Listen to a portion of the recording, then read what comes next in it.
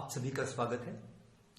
आगे कुछ बात करूं इससे पहले मैं आपको बता दूं कि इस चैनल को सब्सक्राइब जरूर कर लें, क्योंकि इस चैनल पे लगातार नए नए वीडियोस आने वाले हैं, डेली आने वाले हैं, विभिन्न विषयों पर आने वाले हैं, जैसे कि राजनीति, धर्म, साहित्य, विज्ञान, ज्ञान और मेरे जिस भी क्षेत्र में अनुभव है उस क्षेत्र से संबंधित वीडियोस में अपलोड करूंगा। तो चैनल को जरूर सब्सक्राइब कर लें और दूसरी बात कि बेल आइकन को भी प्रेस कर दें, क्योंकि जब भी मैं कोई वीडियो डालूंगा तो सीधे आप तक नोटिफिकेशन पहुंच जाएगा। अब आते हैं महत्वपूर्ण मुद्दे पर।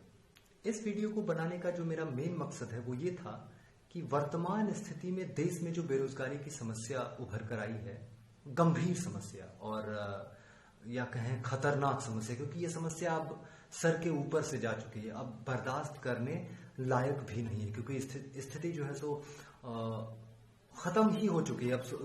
अब आप ये भी नहीं कह सकते कि बहुत ज्यादा बिगड़ गई, लगभग खत्म हो चुकी है। तो मैं जो बात करूंगा आज, वो सबसे जरूरी बात यह है कि बेरोजगारी जो एक गंभीर समस्या है उसकी असल वजह क्या है, उसका असल कारण क्या है, क्यों देश में इतनी ज्यादा बेरोजगारी बढ़ गई है।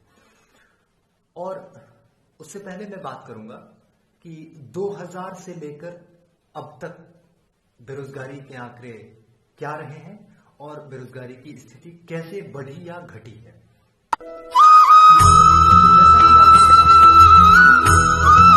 14 में वर्तमान सरकार चुनकर आई थी और इसने कई सारे वादे किए थे, जिसमें से एक महत्वपूर्ण वादा था कि 1 करोड़ रोजगार हम प्रतिवर्ष देंगे, 1 करोड़ से ज्यादा देंगे। कई लोग 2 करोड़ की भी बात करते हैं, लेकिन जहां तक तथ्यात्मक बात है तो मुझे यही पता चला है कि 1 करोड़ की बात तथ्यपरक रूप से की गई थी।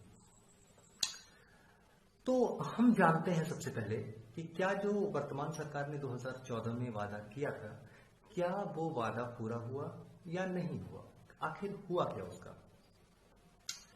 तो आगे कुछ आंकड़े देने से पहले मैं आपको एक तथ्यात्मक बात बता दूं कि 2000 से 2011 की जो बेरोजगारी की स्थिति थी और फिर 2011 से 2018 तक की जो बेरोजगारी की स्थिति है, उसमें 2 गुने से भी ज्यादा का फर्क आया है। अर्थात कि 2000 से 2011 तक की जो बेरोजगारी के आंकड़े हैं और 2011 से लेकर 18 तक वो 2 गुने हो गए हैं बेरोजगारी के आंकड़े। अब इसमें अगर मैं कहूं कि सबसे बड़ा रोल किस फैसले ने, सरकार के किस फैसले ने निभाया है, तो नोटबंदी का फैसला सबके दिमाग में आएगा और मेरे भी दिमाग में यही आता है, क्योंकि नोटबंदी सरकार का ऐसा खतरनाक फैसला था जनता के लिए और मुझे ये लगता है कि वो जनता को परेशान करने के लिए ही किया गया था, क्योंकि आप सबने देखा कि उसके बाद रिजल्ट क्या निकला नोटबंदी का। करीब 2 साल के दौरान 50 लाख से ज्यादा जो नौकरी पेशा लोग थे उनकी नौकरियां खत्म हो गई, रोजगार मिलना तो दूर, नौकरियां खत्म हो गई। और जो सरकार ने 1 करोड़ का वादा किया था, तो मुझे लगता है कि प्रतिवर्ष जो है 1 करोड़ के लगभग नौकरियां अगर असंगठित क्षेत्र को भी मिला दें तो गई है। तो अगर कुछ और आंकड़े पे बात करें तो आपको साफ स्पष्ट हो जाएगा कि सरकार ने जो वादा किया था 1 करोड़ रोजगार देने का, वो वादा बिल्कुल भी पूरा नहीं हुआ। इनफैक्ट वो वादा नौकरी लेने में बदल गया। मुझे लगता है कि हम लोगों को यानी आम जनता को सुनने में थोड़ी सी दिक्कत हो गई। शायद सरकार ने ये कहा होगा कि हम प्रतिवर्ष 1 करोड़ रोजगार छीन लेंगे, और हम जो जनता है, भोली भाली जनता है, उन्होंने सुन लिया कि सरकार जो है 1 करोड़ रोजगार देगी, तो उसका नतीजा हम लोगों ने भुगता और आज भी भुगत रहे हैं। और आज देखिए कि जो समस्या सर के ऊपर से चली गई तब युवाओं ने सरकार के ही जो कुछ फैसले हैं, युवाओं को, जनता को बरगलाए रखने के लिए, उसी के तहत सरकार को चुनौती देने का एक छोटा सा प्रयास किया गया। जैसे कि आप सभी ने देखा अभी कुछ रोज पहले ताली और थाली बजाकर युवाओं ने सरकार को जगाने का थोड़ा सा प्रयास किया, और अभी फिर से 9 सितंबर को 9 बजे 9 मिनट के लिए मोमबत्तियां और दिए भी जलाए और थोड़ा प्रयास किया युवाओं ने कि सरकार थोड़ी सी सही जाग जाए। युवाओं का अपना प्रयास है। खैर आते हैं आखिरी पर। और क्योंकि देखिए बात दरअसल क्या है कि प्रयास आप करते हैं, लेकिन वो प्रयास कितना सफल हो पाएगा, ये दोनों अलग अलग बातें हैं। तो मैं प्रयास को गलत नहीं बता रहा हूं, प्रयास अच्छा था, लेकिन ये सफल होगा या नहीं होगा, या क्या करना चाहिए अगर सफलता चाहिए आपको। तो उस पर बात करने से पहले मैं सबसे पहले कुछ आंकड़े आपको उपलब्ध करा दूं। तो आंकड़े ये है कि 2011 से 2018 तक बेरोजगारी दर दोगुनी हो गई, ये तो सबसे पहले मैं आपको बता ही चुका हूं। और नोटबंदी के दौरान 2 साल में करीब 50 लाख रोजगार जो है वो चले गए, नौकरी पेशा लोगों की, ये भी बात मैं आपको बता चुका हूं। अब आते हैं एक रिपोर्ट पर। पीएलएफएस और सीएमआई के रिपोर्ट के अनुसार 2018 में बेरोजगारी दर की जो औसत थी वो 6% थी। और जैसा कि आपको पता है कि ये अगर ये दोगुना है 2000 से 2011 की स्थिति में, तो मुझे लगता है कि 2000 और 2011 के बीच में जो बेरोजगारी के आंकड़े रहे होंगे वो 3% के आसपास रहे होंगे। जो रिपोर्ट जारी की गई है उसमें यह साफ बताया गया है कि भारत में जो ज्यादातर बेरोजगार हैं वो उच्च शिक्षा प्राप्त और युवा वर्ग के हैं। और जैसा कि चर्चित आंकड़ा एनएसएसओ का जारी हुआ था, वो भी आप सबने देखा पढ़ा सुना ही होगा कि 2018 में एनएसएसओ ने जारी किया था कि भारत में पिछले 45 साल में सबसे ज्यादा बेरोजगारी है। तो वो सुन के सरकार ने उसको गलत भी ठहराया था। प्रयास किया सरकार ने कि उसको थोड़ा सा बैक में लेके चले जाए, लेकिन फिर भी जब जनता के सामने, और आजकल सोशल मीडिया का जमाना है, तो जब एक बार आंकड़ा आ गया तो फिर सरकार सख्ते में आ गई थी। लेकिन जैसा कि आप सबने देखा कि उस वक्त पुलवामा का कांड हुआ और जो भी कुछ हुआ उस वजह से सरकार फिर से 2019 में बन गई। तो खैर वो दूसरी बातें हैं, कभी और चर्चा करेंगे। अभी हम बेरोजगारी पर बात कर रहे हैं। तो एनएसएसओ के रिपोर्ट के अनुसार जो बेरोजगारी दर पिछले 45 साल में सबसे उच्चतम स्तर पर थी। अब अगर थोड़ा और उसके आगे 2019 के आंकड़े पर जाएं तो सीएमआई के मुताबिक सितंबर से दिसंबर 2019 के 4 महीनों में बेरोजगारी की दर 7.5% तक पहुंच गई थी। अगर उच्च शिक्षित लोगों की बात करें तो यह दर 60% तक पहुंच गई थी। आप सोच सकते हैं 60% आंकड़ा कोई मामूली आंकड़ा नहीं हुआ, मतलब आधे से ज्यादा। शॉकिंग है ये। और तो ये कुछ बातें थी, ये कुछ आंकड़े थे जो कोरोना काल से पहले के थे। तो आप सब जानते हैं कि स्थिति बदतर ही थी कोरोना काल से पहले, ठीक है ना। सरकार फिर चुनकर आई और फिर भी उसने कुछ नहीं किया। क्यों?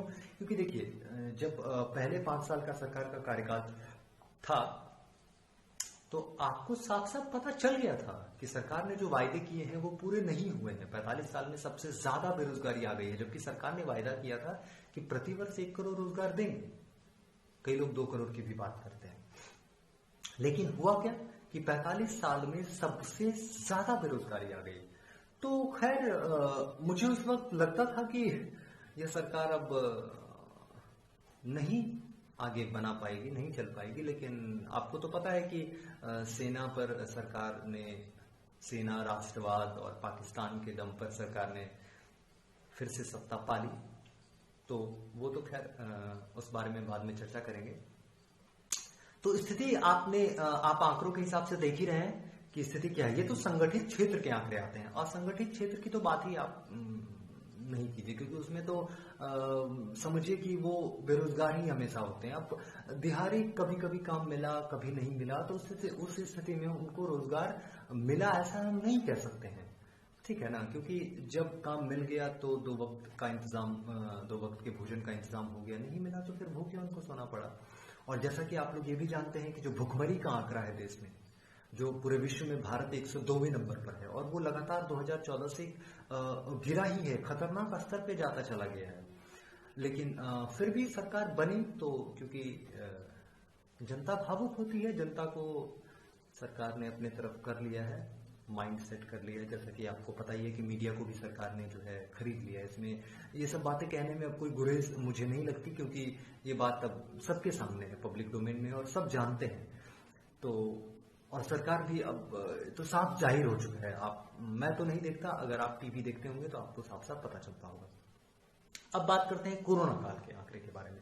तो कोरोना काल के आंकड़े के बारे में अगर हम बात करें तो सीएमईआई के मुताबिक जो है, जो सीएमआई संगठन है जो बेरोजगारी के आंकड़े जारी करती है, तो उसके मुताबिक 3 मई का जो जारी किया गया आंकड़ा है उसमें 27% लगभग दर हो गई बेरोजगारी की।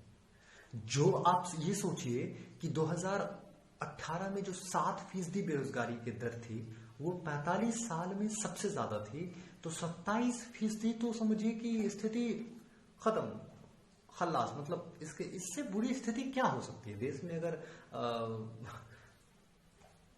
इतनी ज्यादा खतरनाक लेवल पे अगर बेरोजगारी है, तो अब कुछ कहने और सुनने लायक बचा ही नहीं है हमारे पास।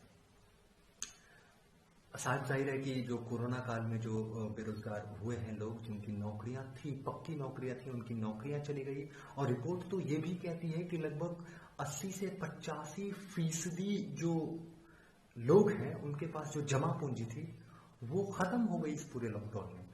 तो आप देख सकते हैं कि कितनी बड़ी भयावह जो है सो त्रासदी लॉकडाउन की वजह से उत्पन्न हो गई। उससे पहले भी उतनी ही थी, क्योंकि हमको दिखता नहीं था, क्योंकि जो कुछ नौकरी पेशा लोग होते हैं, तो जो मध्यम वर्गीय होते हैं, उनकी तो लगभग कमोबेश हालत ठीक ही रहती है। लेकिन जो मजदूर वर्ग होते हैं, जो किसान होते हैं, उनकी हालत तो हमेशा से बदतर ही रही है। तो मध्यम वर्गीयों को ये चीज दिखती नहीं है। लेकिन जब कोरोना काल में जब लॉकडाउन लगा और मध्यम वर्गीय लोगों की नौकरी जाने लगी, तब उनके दिमाग में ये सोच भी आई कि क्या होता है नौकरी का जाना, बेरोजगारी कितना असर डालती है। तो आंकड़े की तो बात हो गई। अब बात करते हैं कि जो बेरोजगारी है उसका असल कारण क्या है। तो जैसा कि मैं देख रहा हूं कि युवा फेसबुक पर, ट्विटर पर, यूट्यूब पे, हर जगह, सड़कों पर भी युवा उतरे और बात की सरकार के खिलाफ, बेरोजगारी के खिलाफ। और युवाओं ने मांग की कि उनकी परीक्षाओं को तय समय पर किया जाए और रिजल्ट जल्दी जारी किया जाए, नौकरी जल्दी लगाई जाए, वैकेंसीज ज्यादा से ज्यादा निकाली जाए। एक बात मैं और बता दूं कि आईबीपीएस जो एग्जाम्स लेती है, बैंकिंग एग्जाम्स, पिछले साल जो कलर के एग्जाम्स उसने लिए थे, तो 12,000 से ज्यादा वैकेंसी जो सीट थी वो खाली थी। लेकिन इस बार जो जारी किया गया फिर से परीक्षा की तिथि है, उसमें ये बताया जा रहा है कि सिर्फ 1500 सीट है पूरे देश में। तो आप सोच सकते हैं कि स्थिति कितनी ज्यादा भयावह है। अब लाखों करोड़ों युवा 1500 सीट के लिए कैसे तैयारी कर सकते हैं? मतलब समझिए कि आप स्थिति एक तरीके से सोचेंगे तो हिंसात्मक हो जाएगी। युवा कट मर जाएंगे नौकरी के लिए। बहुत भयावह स्थिति है और कहने को कुछ खास बचता नहीं है इस स्थिति में। लेकिन फिर भी युवाओं ने जो है प्रयास किया, और वो थोड़े से काबिले तारीफ इसीलिए है क्योंकि पिछले 6 वर्षों में युवा बिल्कुल सोई हुई थी। जो आम युवा है देश की, वो बेरोजगारी के मुद्दे पर बिल्कुल सोई हुई थी। वो ना कुछ कर रही थी, ना सरकार से सवाल पूछ रही थी। और इस वजह से 2019 में सरकार फिर से बन गई। इस बार पिछले एक सप्ताह से और पिछले 1 महीने से अगर बात करें, थोड़ी सी चेतना, बहुत थोड़ी सी युवाओं में आई है। लेकिन महत्वपूर्ण बात यह है कि क्या इस चेतना से समस्या का समाधान होगा? क्या समस्या खत्म हो जाएगी? तो मेरा कहना है कि नहीं।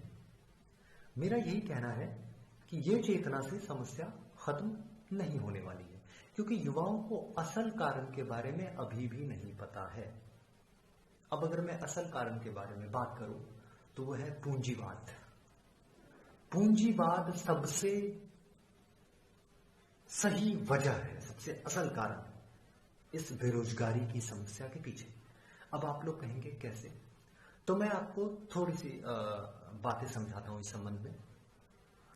अब देखिए, आप एक सरकारी नौकरी कर रहे हैं और मान के चलिए आप 50,000 की सैलरी ले रहे हैं। अब उसमें हो क्या रहा है? काम तो सरकारी में सीमित होती है। मतलब लगभग सरकार, अगर कैसी भी सरकार है, तो इतना तो होता है कि 8 या 10, मतलब 8 घंटे के आसपास आपका एक सरकारी फिक्स्ड होता है काम, ना उससे ज्यादा कोई आपको काम नहीं सकता है। लेकिन प्राइवेट पूंजीवाद में क्या होता है कि पूंजीवाद में उनको कम पैसा खर्च करके ज्यादा से ज्यादा मुनाफा कमाने की टेंडेंसी होती है, उनका गुण है। पूंजीवाद का गुण ही है कि कम पैसे खर्च करो या पैसे खर्च नहीं करो और मुनाफा ही सिर्फ कमाते जाओ। तो इस टेंडेंसी के कारण जो है तो बेरोजगारी उत्पन्न होती है। कैसे, अब मैं आपको बताता हूं। अब देखिए पूंजीवाद क्या करता है, तो सबसे पहले बेरोजगार सरकार की मदद से युवाओं को बेरोजगार करवाता है और उसके बाद उनको, अब उनके पास तो नौकरी है नहीं, युवाओं के पास तो नौकरी है नहीं, तो फिर उनको काम देता है। और काम कितने में देता है, तो जो आपको सरकार 50,000 दे रही थी वो आपको इधर 12,000, 10,000, 20,000 देगी। अब आपके पास नौकरी तो है नहीं, तो आप काम तो करेंगे ही, मजबूरी में करना पड़ेगा। और आपसे करीब 3-4 लोगों के बराबर काम लिया जाएगा, क्योंकि प्राइवेट है, आप नहीं करेंगे तो आपको नौकरी से निकाल दिया जाएगा, क्योंकि बेरोजगार बैठे हैं युवा। तो पूंजीवाद को जो है, पूंजीपतियों को फिर मानव संसाधन की कमी उनके पास नहीं है, क्योंकि युवा बेरोजगार बैठे हैं, तो जब चाहे जिसको चाहे वो ले सकते हैं, कम से कम जो है सो वेतन पर। तो आप कभी नहीं चाहेंगे कि मेरी नौकरी खत्म हो, क्योंकि आपके पास भी ऑलरेडी कोई साधन नहीं है, तो आप 10,000, 20,000, 15,000 में काम करने के लिए राजी हो जाएंगे, जबकि आपकी क्षमता जो है वो 50,000 कमाने की है।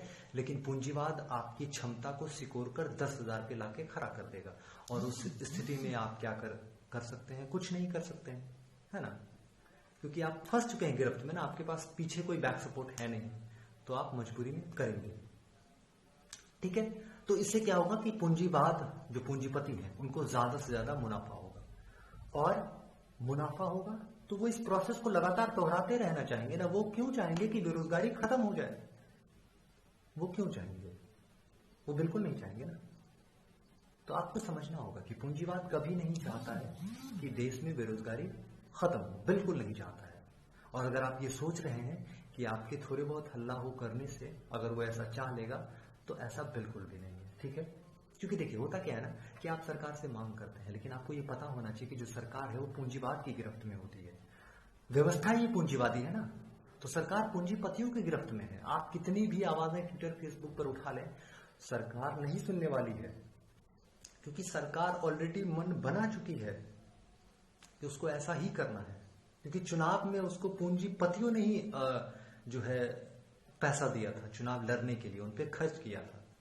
तो जाहिर सी बात है कि वो पूंजीपतियों के लिए ही काम करेंगे, वो आपके लिए काम नहीं करेंगे। तो एक बात मैं युवाओं को समझा देना चाहता हूं कि वो गांठ बांध लें कि आप सरकार से जितनी भी मांगे करेंगे, सरकार पूरी नहीं करेगी। हाँ, जैसा कि अभी रेलवे मंत्री ने कहा कि 15 दिसंबर से एग्जाम शुरू होने वाले हैं, तो अब ये क्या है, ये आपको लॉलीपॉप दिया जा रहा है ताकि थोड़े से आप स्थिर हो जाए, है ना। आंदोलन आप नहीं करें, आप स्थिर हो जाए, और थोड़े से आप स्थिर होंगे तो सरकार पीछे से अपने एजेंडे में लग जाएगी। दूसरी बात ये, अब जैसे लॉकडाउन किया गया तो कई युवा इसके समर्थन में होंगे, जाहिर सी बात है, उनको लगा होगा कि सरकार कोरोना से हमको बचा रही है।